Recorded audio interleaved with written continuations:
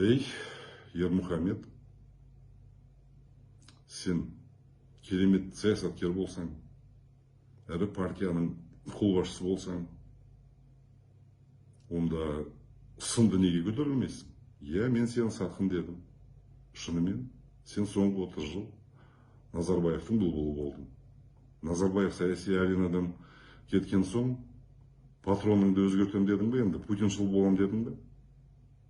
Я благодарен Путину. Я кланяюсь в пояс русскому народу, который спас казахов от нацистов в Кантариде. Бұл не деген сөз? Бұл сатқындық болмай не сөз ол? Нағыз сатқындық, айналайын. Сонда не, Путин бізді жарылқады ма?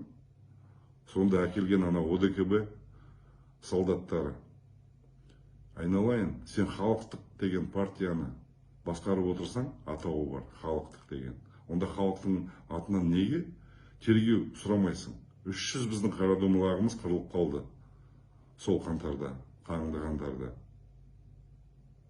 Сен сол тергеуді неге сұрамайсың халықтың алдынан? Керісінше сен Путинға рахмет айтып отырсың. Путиннің қанішерлері келді осында. Сол біздің қарадомалақтарымызды атып өлтіріп кетті. Ішінде кішкентай бүлдіршіндер де бар. Ешкім жауап берген жоқ ол үшін. Сол қанішерлер 1,5 айдан кейін Украинадан табылды. Киевтің маңында бәрі қырылып қалды. Өйткені қарғыс оларды жіберген жоқ алысқа. Сондықтан сен не үшін Путинға «Я благодарю Путина» дейсің? Нағып сен оның көтіне кіресің? Сатқын емей кімсің сен? Осындай сөздерден кейін. Сен бұл сөздерді ойлап тұрып айттың. Электоралдық периодтың ішінде, сайлау жариялаған кезде. Өйткені саған арзан ұпай жинау керек болды. Әлгі неше түрлі білдің сен. Ешқашан мен қазақ дейтін азамат, Қазақстанның есі дұрыс азаматы, халықтық деген партияға алданбайды, дауысын бермейді. Сен бұл сөздерді, Путинді мақтап, Путиннің көтіне кіргеніңді, әдейі сол біздің еліміздегі путиншылдар дауыс берсін деп, сол оңай жолмен мен парламентқа өтіп кетем деп, әдейі айттың. Сонда сондай сөзді айтып сен не? Бізді үндемей отырып қалады деп ойладың ба? Айналайын, аузыңа ие бол ең бірінші өзің. Не айтып, не қойғаныңа. Одан қалды. Мынау сенің халықтық деген партияң. Күні кеше ғана сол халықтық деген партия, ол коммунистік партия болатынды. Және біздің мәжілісте сол коммунистік деген партияның атынан ұлттық қауіпсіздік комитеттің пенсионерлері өтті көбі, қақ жарысынан көбі депутат болып. Ол Масимовтың жобасы ол, жалпы үндеместердің. Енді сені жалпы қандай идиот сол халықтық деген партияға төраға қылып қойған. Халықтық деген партия бұрынғы атауынан сендер қаштыңдар, коммунистік деген. Бірақ та қызыл түсті қалтырдыңдар. Ол қызыл түс сендердің партияларының, ол қазақтың қаны, ашаршылықтың қаны.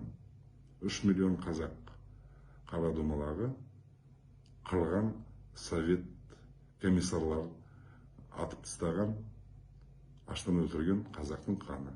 Одан қалды 25 мың біздің асылдарымыздың, зиялыларымыздың қаны. Сендердің партияларыңның түсі, қызыл түс.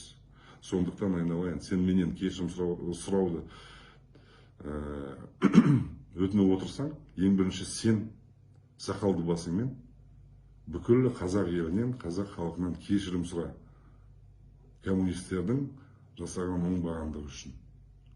Коммунистердің миллиондап қырған бабаларымыз үшін. Сонда мүмкін мен де кешірім сұрар ем. Егер сен оны мойындасаң. Мені неше түрлі ген прокуратурамен, тағы басқамен қорқытудың қажеті жоқ. Мен одан қорықпаймын, айналайын.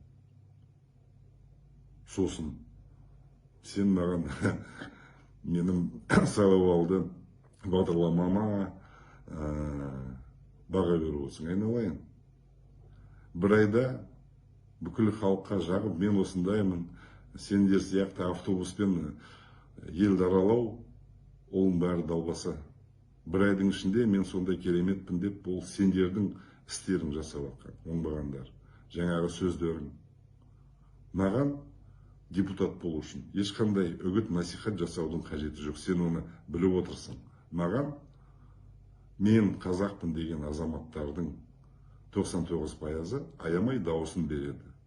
Егер мен шынымен осы сайлауға дейін осы бюллетеннің ішінде фамилиям тұрса, мен міндетті түрде жеңемін. Сен оны білесің, билік те оны біледі. Сондықтан сенің жаңағы жасап жатқан іс-әрекетің ол мені сол сайлауға жеткізбеу. Сенің істеп жатқаның ол оңбағандық. Бұл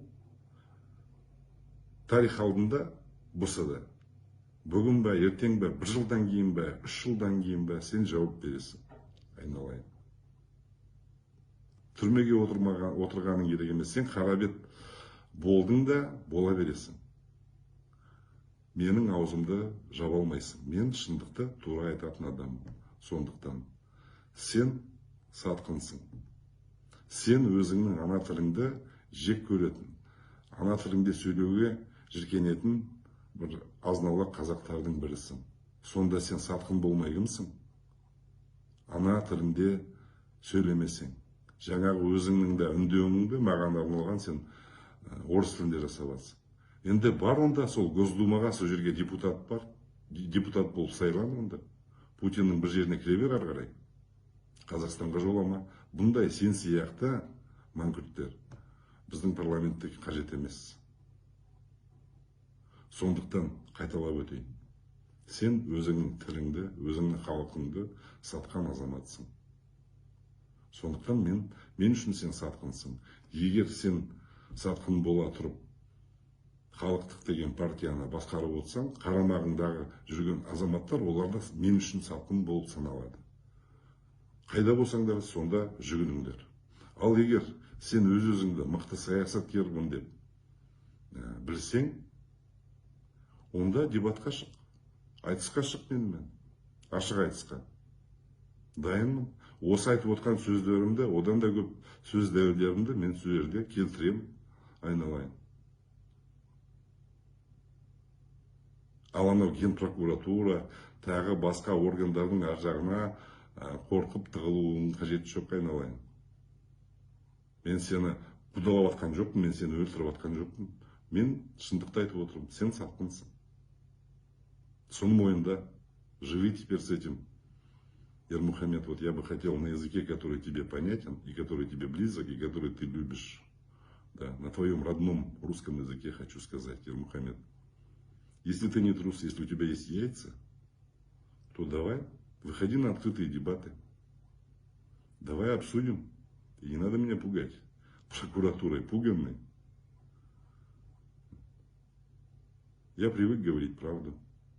И скажу ее, и тебе в лицо, если надо будет. Если ты не трус, если ты себя на самом деле считаешь крутым политиком, приходи на дебаты.